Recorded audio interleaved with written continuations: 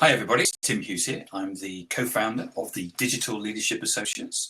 I'm also the writer of the book, Social Selling Techniques to Influence Buyers and Changemakers, which is available on Amazon across the world. Today, we've got fantastic guests on. We've got Michael from SAP. He's just coming, and here he is. Michael, how you doing? I'm doing well, thanks, Tim. Good, good. So what time is it with you? Right now it's about 12:30 or 12:45 p.m. Okay, fantastic. So introduce yourself, explain what you do and what you do at SAP and etc. Sure, thank you, and thanks for having me. You're welcome. So I'm Michael Labate, Senior Director and co-lead of social selling at SAP. One of my main focuses is to help drive adoption of social selling across the company, as well as to create visibility, if I can call it that way, into the market and into the impact that sales and marketing reps are making as a result of being trained and enabled with the right tools and methods that we put in place. Okay. And so social selling, I mean, for the audience out there, if we weren't into social selling, why would we do it? What's the driver for this? Well, I think it's basically the necessity for change.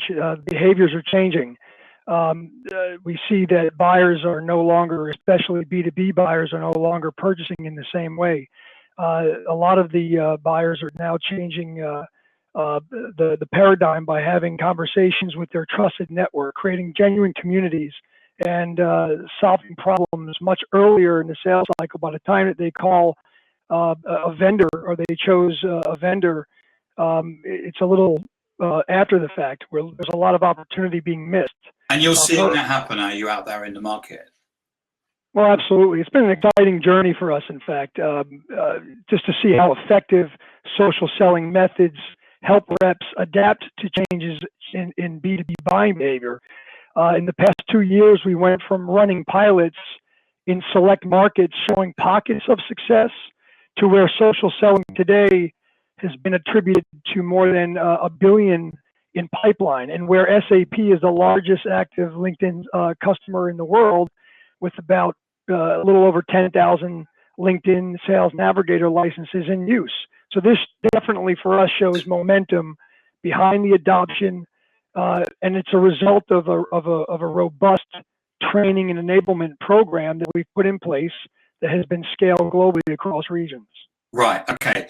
And so if you're an organization that's thinking about doing social selling, what's your advice about in terms of enablement? Is it small pilots? Is it top down? Is it what is it? Is it a mixture of them? What would you do?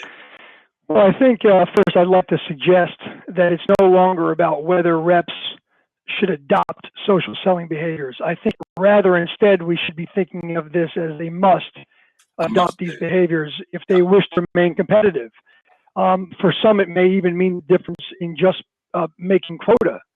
My advice to reps would be to focus on building their personal brand in channels like LinkedIn and Twitter, as well as discovering which social communities their prospects and customers belong to.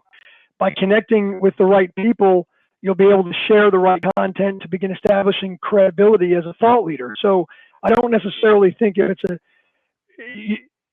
not necessarily whether it's a top down or a bottom up or a small pilot.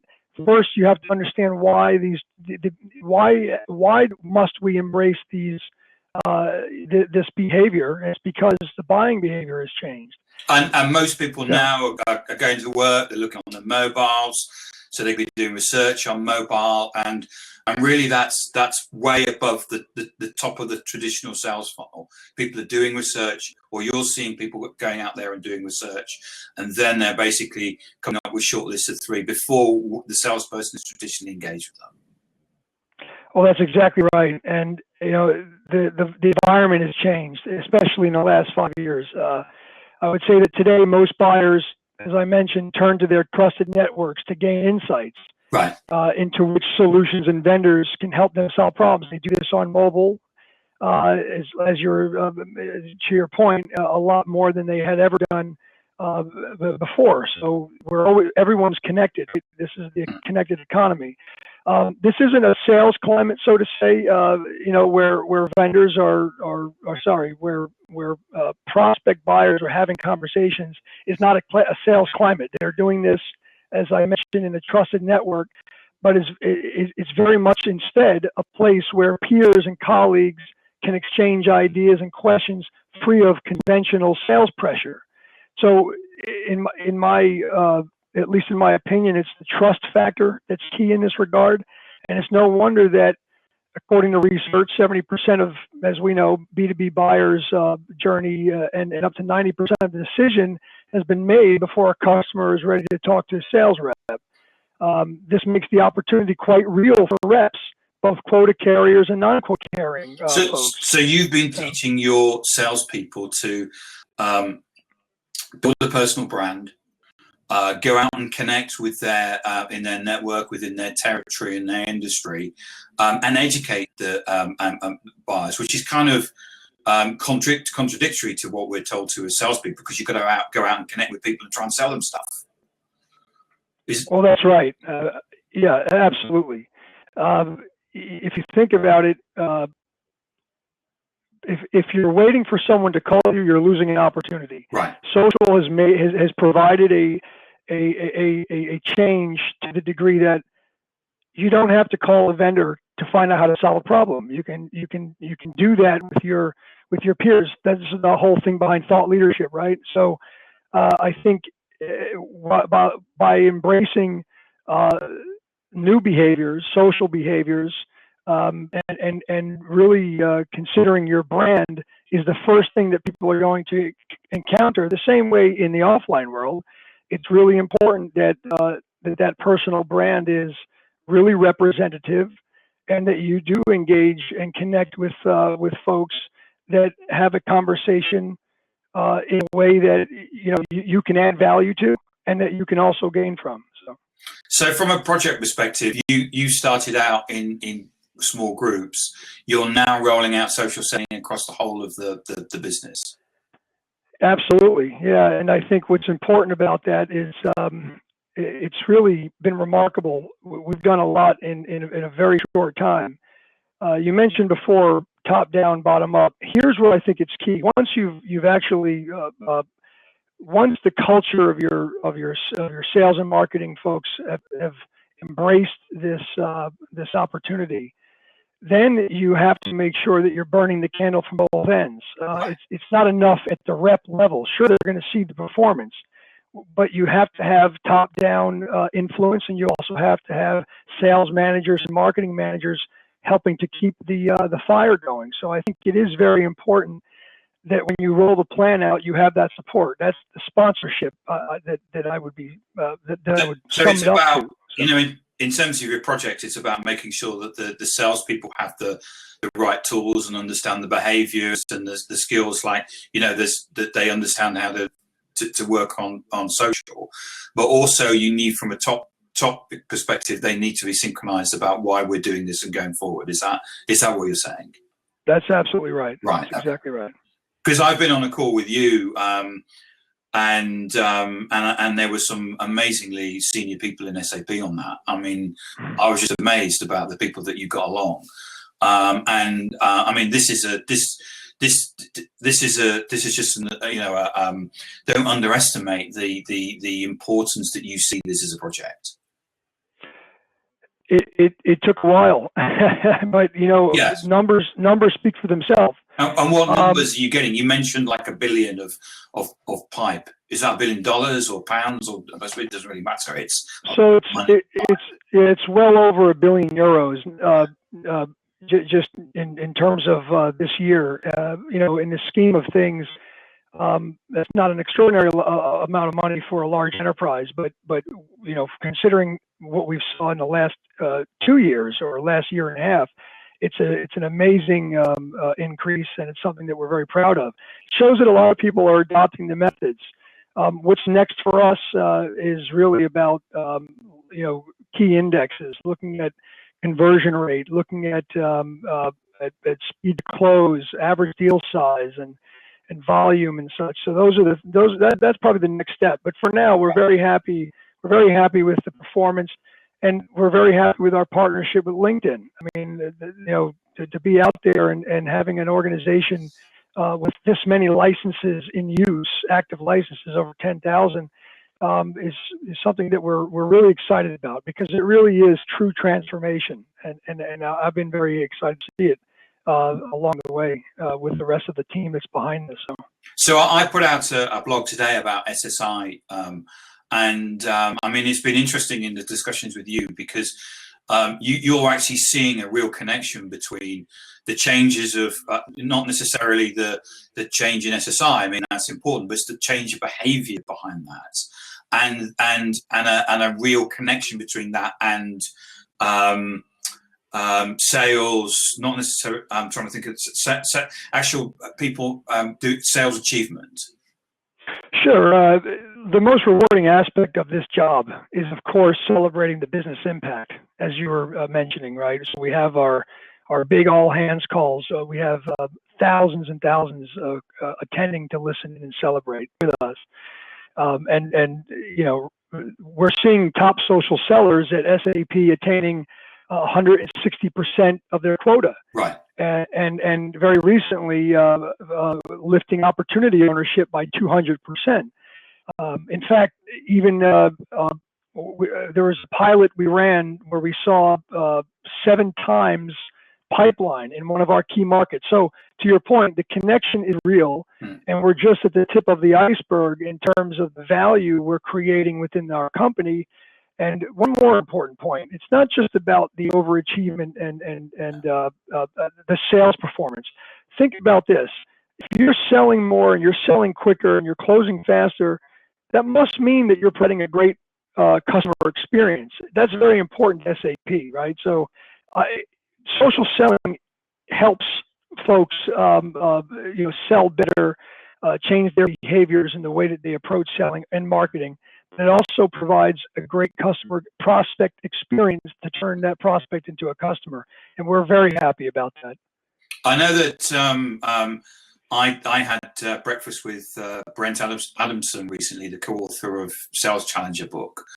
And he said that the number one thing that that customers, when they interview them and they say about buying, certainly at an enterprise B2B level, the one thing that they always say about experiences, it was bad.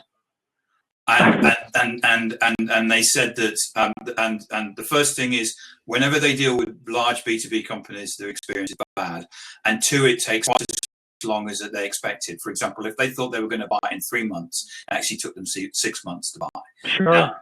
Now, the fact that you're actually providing something that actually makes it easier to buy and shortens that cycle has to be a good thing. Well, absolutely. It goes right back to the bottom line. It helps, increase growth, profitability. It cuts costs. I mean, there's a lot of, there's a lot of benefit that is realized when you make any process more efficient, especially the marketing, lead generation, and sales, processes more efficient. And that's really what social selling has helped doing, all while creating stronger, more trusted relationships, more genuine relationships with buyers. And I think that's really key. So yeah. Good point. Yeah. Okay. So if you were to give like 3 points, three nuggets of information that you would give to the watchers out there in terms of advice, what would they be? Sure. Thanks. Speaking from an enterprise perspective, because company size, I think, would make a difference. We approach this, SAP is a large global enterprise with covering all regions and tons of market units. So from an enterprise perspective, I would think there's 3 key elements that have been really important in our journey. First one is it's important to create training enablement program that is scalable and sustainable. A tool without training and enablement, for example, LinkedIn Sales Navigator by itself, isn't going to produce the results needed to create momentum and adoption. So an enterprise program requires social selling expertise that is dedicated to the topic And it's important that those resources span sales and marketing organizations, not just sales, but breaking down silos, not just marketing, but both. Number two, it's key to have the reporting mechanisms in place so that you can showcase and celebrate the impact and the success. So this helps, to your earlier point, gain that leadership support and the sponsorship needed from the top down and the bottom up. And that sponsorship should be a collaboration between sales and marketing organizations entirely. And I think the last one, long-term success requires an ability to respond quickly. So especially when performance, drops. So when, in our case, we're looking at creating key indexes or indices. What we'll do is once we've established indexes for key metrics such as conversion rate and speed to close, as I mentioned, deals per rep, we'll be able to quickly respond to a sales team that drops below the index, or, as important, learn from those that are performing above the index. Right. Okay. And I think that's important in terms of making sure that you're taking the whole of the organization with you. I recently did a presentation for your partner network, and we had some polls in there, and pretty much one of the questions were, are you do you know anything about social media, or do you see yourself as a social media ninja? Most people actually, only 20% of the people said that they were ninjas. 80% of the people don't feel that they actually or don't feel comfortable in using social media, and it's so important that the ninjas and the muggles are taken along at the same time. That's absolutely true. Yeah. Yes. So, Michael, that's been fantastic. That's been really insightful. Can you let everybody know where they can get hold of you, your Twitter account, your LinkedIn, and etc.? So I can be followed at Michael N. Labate, at Michael N. Labate on Twitter, and I would be at /Michael Labate on LinkedIn. And I'll send you that information. And Labate is Labate. That's correct. Yeah. Okay. Brilliant. Thank you, Michael. Thank you so much for your time today, and have a great day. Thank you very much, Tim. You as well. Thank you, guys. Bye.